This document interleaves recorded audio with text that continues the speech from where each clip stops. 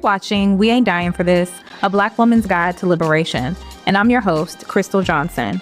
We are a community of Black women demanding our collective liberation through radically soft living. Each Thursday, we feature the stories of Black women who have set themselves free from the expectations of others and are choosing to live on their own terms. Welcome to another episode of the We Ain't Dying for This podcast, a community of Black women demanding our collective liberation through radically soft living. I am your host, Crystle Johnson, and I'm here today with my sis, Janel Caminos, to talk about affirmations as liberation. So I'm really excited to jump into this conversation because we talk about affirmations all the time. Like, all you hear is, I am. And I think people... We really take those in and take those to heart, but there's so many other ways to affirm yourself. So I'm really looking forward to this conversation today. Likewise. Thanks for having me. Yeah. So before we get started, a couple of things. First question is, who is Janel? That's a great question. I am multi-dimensional woman. I do a lot of things. I don't know if it's a Caribbean thing where you do more than one thing. Corporatepreneur, that's what I say I am.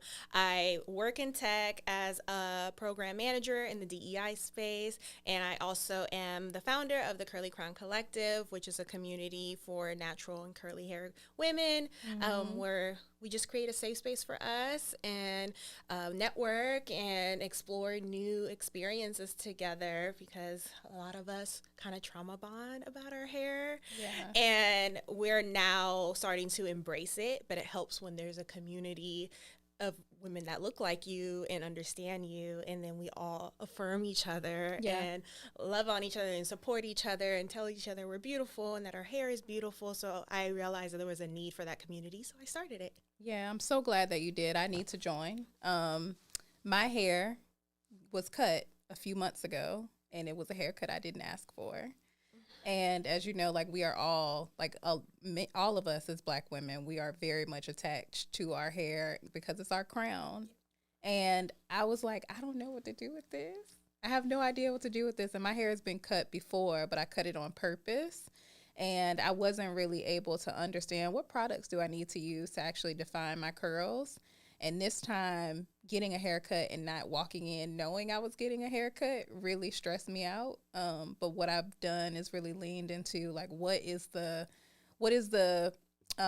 routine that I need to do to actually get the curl that I want in my hair, like, to have it actually defined and to really feel like I love it and to feel confident with it. So it's been growing on me for the last few months. I think it's cute. Thank you so much. I love your hair. Your hair is always beautiful. Every time I'm like, girl, thank you. The curls are curling. Thank you. See, that's a nice affirmation or affirmation for me, because I thought I was having a bad hair day. Mm-hmm. But that usually is how it happens. People tell me my hair looks the best when I think I'm having a bad hair day. So maybe that's the universe telling me, like, you're just in your head. Yeah, you're in your head. Your hair is beautiful. Thank you. For sure. Yes. So let's jump into a little bit of this or that before we start talking more deeply about affirmations. So the first one is Issa Rae or Quinta Brunson? Issa Rae. Okay. Tell me more, because you answered that real fast. Yes, because she's actually my best friend in my head. I know she doesn't know me, but I just loved Insecure. I can relate to her so much. And I'm actually an ambassador for her hair care line. If you didn't know about Sienna Naturals. Yes. She's a co-founder with her sister-in-law, Hannah. And I've actually been part of the program for the last 6 months. And I've learned so much about the hair care line. It's all natural, and how they care so much about making sure women of color have clean products, because you know, a lot of brands and a lot of these products are not made for us, or if they make it for us, there's a lot of chemicals and toxins that are not good for us. Totally. So that's why I love to support women of color, especially Black or Latino women, when it comes to our hair, because they understand. But yeah, I love Issa, and that made me love her even more. And I can't wait to see her when she comes to Houston next month. Oh my goodness. Yes. Okay, Issa is coming to Houston, and she's just so multi-talented. Yes. So it really connects back to what you said in the beginning, where you have so many talents. Yes. You're so multi-dimensional, and I just think that's Black women. Yeah. In general. Like, we are so multidimensional, for sure, and layered. Have you tried VRA? I have. I love it. I need to try the new rosé. Just came out. No, she has a new one. I didn't know that. I was like, she always continues to surprise me. Mm-hmm. She's like my big sister. Yeah. Yeah. She inspires me. She is so inspirational. The VRA I really love because it the crisp to it, like the bubbles, they're like long standing. Like and they're like small bubbles. Yes, it's I not don't know like if that makes overpowering sense. frizzy. Like, I don't like super carbonated or bubbly. I know what you mean. Yeah. It's so really good. It's good quality. For sure. Okay, next question is spades or Uno? Uno. Okay. Because I don't know how to play spades. Oh. I know, black card revoke. I know. I know. Actually, you are not the first person that I've heard that from, that they don't know how to play spades. I was actually with my family before Christmas, like right before Christmas. And it was my nephew, his fiance, my sister, and I that were playing spades. And I have a sister who's closer in age to me. And she was like, I didn't know you know how to play spades. She was like, I thought you were like me. You didn't know how to play spades. I was like, girl, speak for yourself. I don't know you at this point. Exactly. Dang, you didn't teach your sister? Mm-mm. No, she didn't want to play. I would teach her if she asked me. Okay, but I'm open to learning. Okay. I am. That's good. Some people get really competitive, but I'm sure you're really competitive with Uno as well. I only really compete against myself. If I'm not really winning anything, I could care less. Okay, gotcha. So I know that's one thing, like my husband gets really annoyed as a coach. Like, you got to be competitive. I'm like, only compete against myself. You're like, it's a game. Yeah, it's just a game. Yeah, it's just a game. But I'll learn. Yeah. I'll learn just so I know. love that. I actually love that perspective for sure. Because some people it gets really serious. It gets really hot and heavy. Yeah, some people take it very seriously. Mm-hmm. Yeah. And but I'm glad you're like, it's just a game. It's fine. I'm here for the fun. If I win, I win. If I lose, I lose. Yeah. It's just a good experience. Totally. Okay, so last question is, it makes a lot of sense for who you are and what it is that you do. So curly hair or straight hair? Curly hair. Okay. All about rocking your natural curls. And that's my whole brand. And I wear my curly hair now everywhere I go, in all spaces I go. That was not the case a few years ago. I always had my hair up in a bun, or I straightened it every single day. Yeah. Just to fit in and look professional and be accepted. So now, no, I choose my natural hair. I love that. I love that so much. And I think it connects to like one of the questions that I want to ask you about affirmations. And I wonder, because we haven't had this conversation before, so I'm wondering like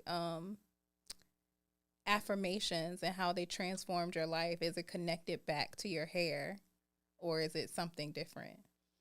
Well, affirmations, I actually journal. I used to journal a lot when I was younger.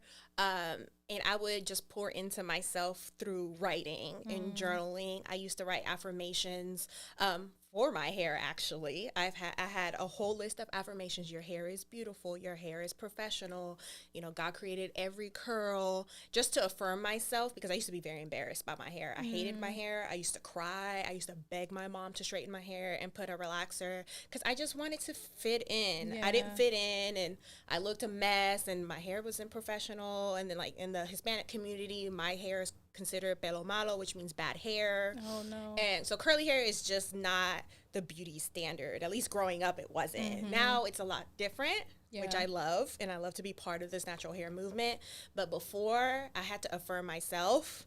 And my mom used to tell me all the time, you have beautiful hair. Women wish to have hair like you, or, you know, they're just jealous, or they want hair like you. But as a kid, I didn't understand that. Yeah. But I think it came with maturity. When I was in high school, I was the only woman of color on my dance team, usually the only woman of color in my classes, because I was in more advanced pre-AP, AP classes, so I didn't see a lot of us. And then same thing with college. When I was in the business school, there was nobody that looked like me in the classes. So I really had to start affirming myself, because I knew I wasn't going to get it from anybody else. And it was just more of a mental exercise. Yeah. So I would write affirmations for myself. So for years, I would just write affirmations. I even had sticky notes. Yeah. Like, you are successful, you are powerful, you're beautiful. And I would put them on my mirror. So I'll see it every day when I'm getting ready. So eventually, I wrote a book called Curly Gal Affirmations, and there were the affirmations I wrote to myself, and I put it in a book because I knew either women that are going through their natural hair journey or young girls that are struggling like I was would probably need to read those affirmations as well. And it's something you can just read one a day and then you repeat it. You have to repeat it until you start believing it. So that's what happened with me. I would do it every day, and then I started believing it. Because first I was like, no, my hair is ugly. And I had to really change that. No, your hair is beautiful. And I had to keep telling myself that. So writing it was like love letters to yourself. And then when you repeat it, you actually start believing it. Can you tell me about when you started to believe it? Like, when was that moment where it just clicked for you and you were like, you know what? Yes, absolutely. Because I know in the beginning it was difficult. You were telling yourself, but you weren't believing it. To be honest, it's only been recent, a few years. I would say maybe in 2019, where I left my oil and gas job, which was very heavily white Republican men. So I switched over to public health, and there was a lot of people that looked like me. And this was my first time working in a corporate space with people that look like me, and I felt a little bit more comfortable. So I started wearing my hair more natural. Like before, I was always have my hair in a bun. They never knew I had curly hair. I wouldn't straighten it, but I'll just put it up in a bun. I would never wear my hair like this to work, ever. So I tried it out with my new job because I was like, okay, there's more Black and Hispanic people here. They'll be more accepting of it. So I just like tested it out, and I was wearing my hair naturally at work, and people were like, wow, your hair is so beautiful. And I was like, oh, I guess I can wear my hair to work this way, maybe. But I felt uncomfortable. I was like, this is still a little weird because my whole professional life I've been told it's not professional. Put your hair up, keep it up, straighten it. Definitely don't wear braids to work. Everybody would know if you're about to go on vacation if you have the vacation braids on. So, you know, a black woman in her braids. You know she's about to go on vacation. So, and it just causes conversations that you don't want to have. Truth. And even with your coworkers, oh, well, how long did that take? Is that all your hair? Or, wow, how did you do that so fast? Just like the little microaggressions. So that's really what started. I just started playing around with it and getting more comfortable with it. And then once COVID happened and we're working from home, you're like, you gonna get this hair? Yeah, I didn't care. And I don't have to see you in the office anymore. I don't have to deal with the comments, questions, and I felt a lot more relaxed. So I'll wear my hair like this on a Zoom call.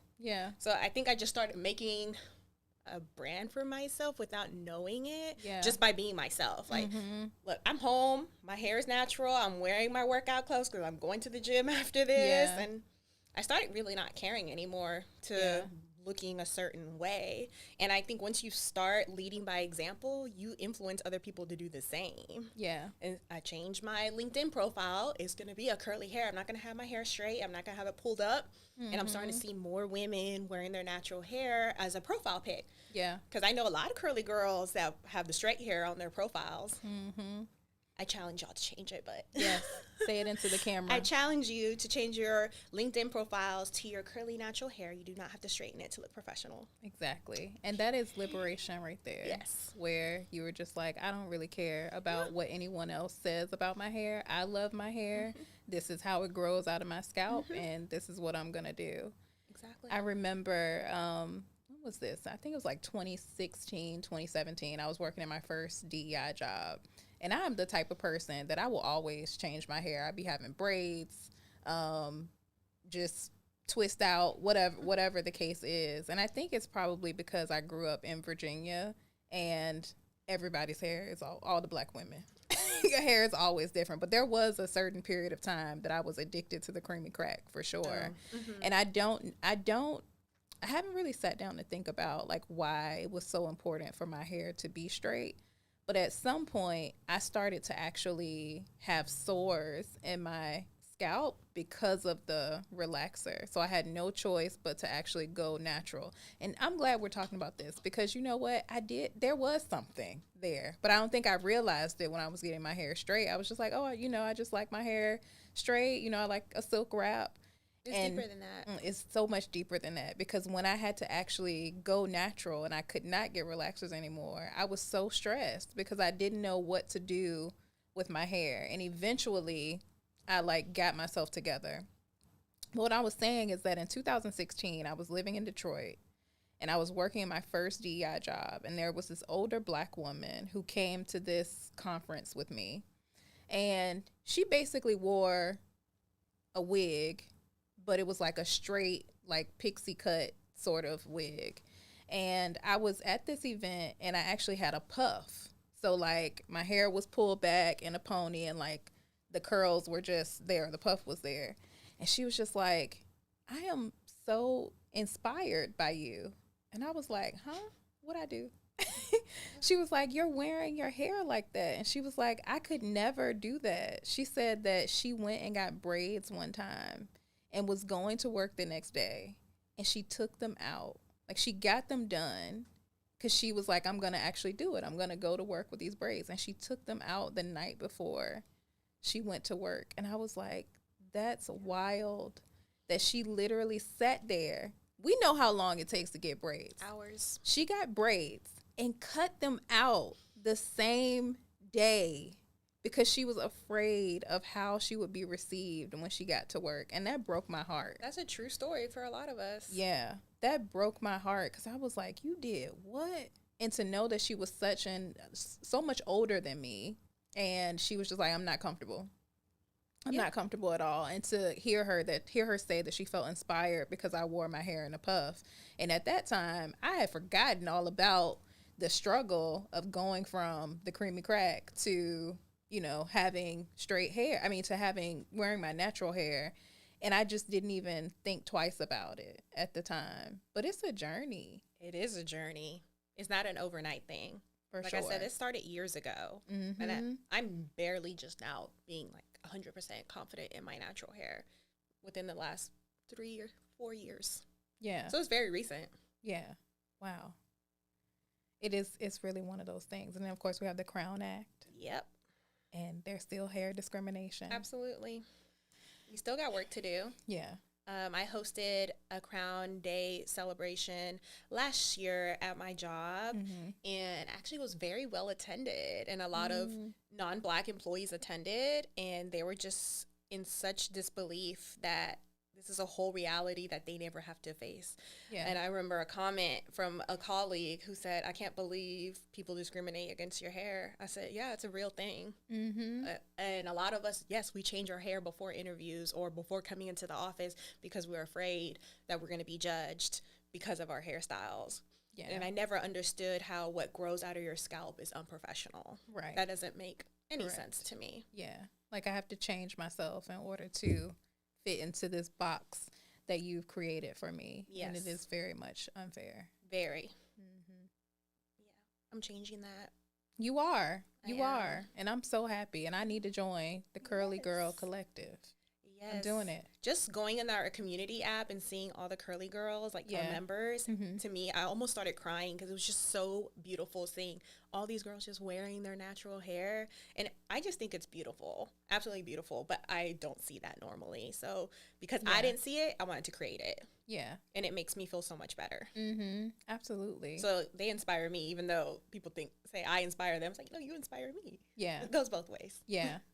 So I know we started this conversation about affirmations and we started talking about curly hair, which I think is super important. And I think we merged the two together. I love it. It's beautiful.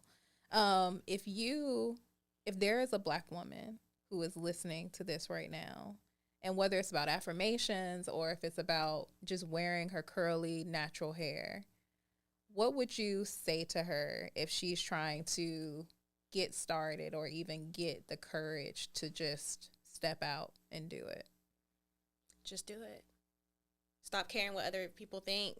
Your hair is beautiful, however it grows out of your scalp. So embrace it. Yeah. And I understand that it can be a journey and a challenge trying to find what products works for you, what your texture is, your curl pattern, your porosity. There's a lack of education. So that's why a lot of us I'm just going to put a protective style in or straighten my hair because I just don't know what to use. A lot of us is me. Me too. Yeah.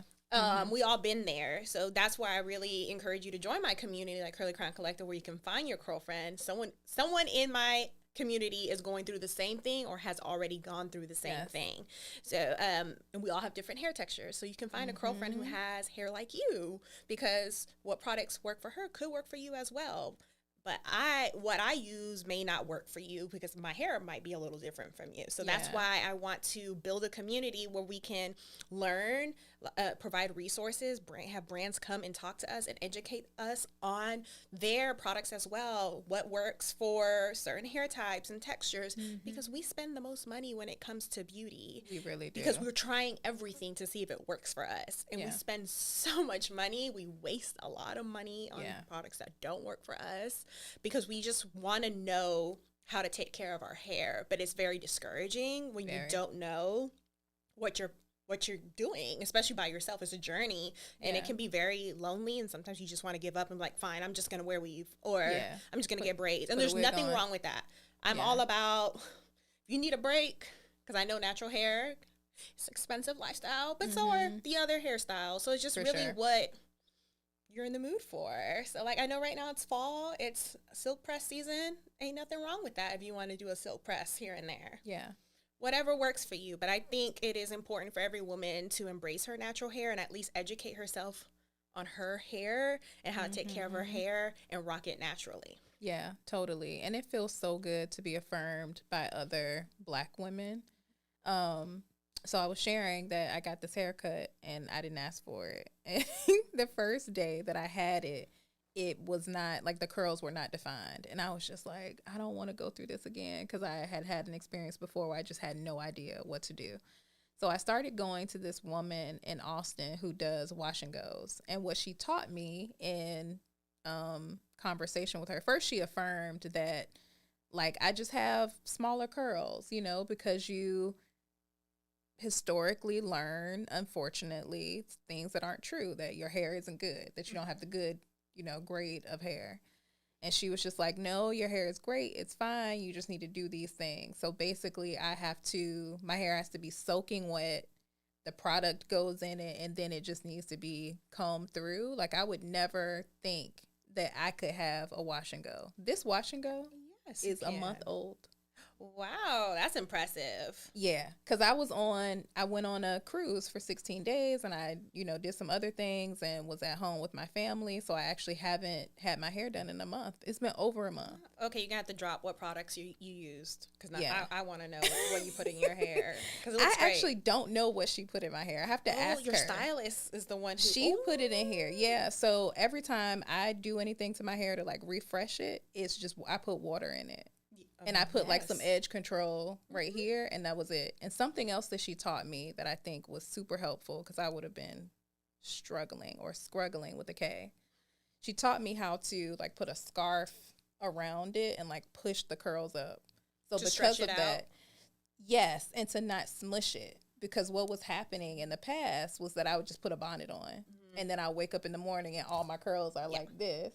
And she taught me, oh, no, you don't do that. Put on a scarf, then put on a bonnet. Right. And that is how it has lasted And I hope for 1 you month. sleep with a silk pillowcase. All y'all need to No. sleep with a silk pillowcase. Okay. I'm going to go look Even if for you have a silk bonnet pillowcase. You or still scarf. need one. Mm-hmm. Okay. And I travel with mine. Okay. If I'm traveling, I will always have a silk pillowcase with me. Yes. Okay. I got to invest in a silk pillowcase now, because I thought the bonnet was enough. I'm a double. I do double. Okay. Yeah, that makes a lot of sense. But yeah, I felt so affirmed by her in that conversation. And then when I left for my cruise, the woman who was checking me in at the Delta counter, she was like, your hair is so gorgeous. And I was like, really? Thank you. Thank you. And she was just like, I don't think my hair could be like that. And her and I have the same texture hair. I was like, no. Our hair is the same exact texture. Yes, you and can she have was the so shocked to know that my curls were defined how they were. And I, you know, gave her the same spiel that I just gave to you. And she was like almost in tears, because she just couldn't believe it. She just thought that her curls could never be defined. So it's those affirmations that you're hearing from other Black women who have experienced the same thing. So in your community, you have all these girlfriends who are experiencing something that you have experienced, or that you are experiencing, and that they've actually gotten through. and they affirm your experience, but also affirm that it gets better, girl. Absolutely. Like, it'll work out. Perfect story that you just shared. A lot of women are, oh, my hair can't do that, or I won't look good that way, or my hair's so damaged. I think we also all make excuses. I mean, I used to be the same way. I didn't want to do the big chop because, no, I don't want to have a short hair. But that's why I say just do it. Go natural. Literally. However that means for you. If that means the big chop, or do it gradually, or try things out, build a relationship with your hairstylist, join communities like Curly Crown Collective. A lot of times we're going to have to reach out to your community. Don't try to figure it out by yourself. Yeah. And yes, I love influencers. I'm a curly hair influencer myself, but a lot of them, they're not really part of the community. Like, you can't go and talk to them, or they only cater to a certain demographic or curl pattern. So, I mean, I think they're great for advertising products or just how they style their hair. But again, I think it helps when you have a community. You can actually talk to each other and help each other out. For example, like, I had a one-on-one braiding class. Just, okay, how do I twist out my hair? How do I do a flat braid? How do I do a French braid? Because I don't know how to braid either. And a lot of us, it's just lack of education. Yeah. I think that's the main challenge in our community, is just lack of education and resources. Yeah. So because we don't know, we say, oh, my hair can't do that. Exactly. Like, yes, it can. Exactly. And I think something you said during this last time when you were speaking reminded me of something that changed me when my hair was cut off, is that I had to let it go. Yes. I had to let it go because I was holding on to it. But why are you holding on to it? And that serves you in so many other areas of your life. Like, learning to let go when it comes to your hair will serve you when it comes to letting go of friendships, when it comes to letting go of partnerships. Jobs. Girl, the jobs. Cut them. Let it go. Ends, them dead ends, them split ends. They no longer serve you. 100%. Yes. 100%. So tell the people where they can find you online and how they can join the Curly Crown Collective. Yeah, so you can follow me and connect with me on LinkedIn at Janel Caminos, and you can join the Curly Crown Collective. You can follow us on LinkedIn, Instagram, and Facebook, and then our community app is through Mighty Network, so you will just have to join it, download the app. It's free, and it's open to any curl friend, anywhere part of the world. Hope you join us. I love that so much. Thank you so much for being here. I love how our conversation expanded beyond affirmations generally, but really focused more on hair, because I think that there are a lot of Black women who will benefit from this conversation. Absolutely. Thank you for giving me the platform. Of course. And thank you, everyone who's tuning in, for talking to us about affirmations as liberation, and we'll talk to you again soon. See you next time. Thank you for watching this week's episode of We Ain't Dying for This, a Black woman's guide to liberation. Catch up on previous episodes on the Living Corporate Network and on YouTube. You're also invited to join our exclusive community for access to early episode releases, exclusive content, live events, and more.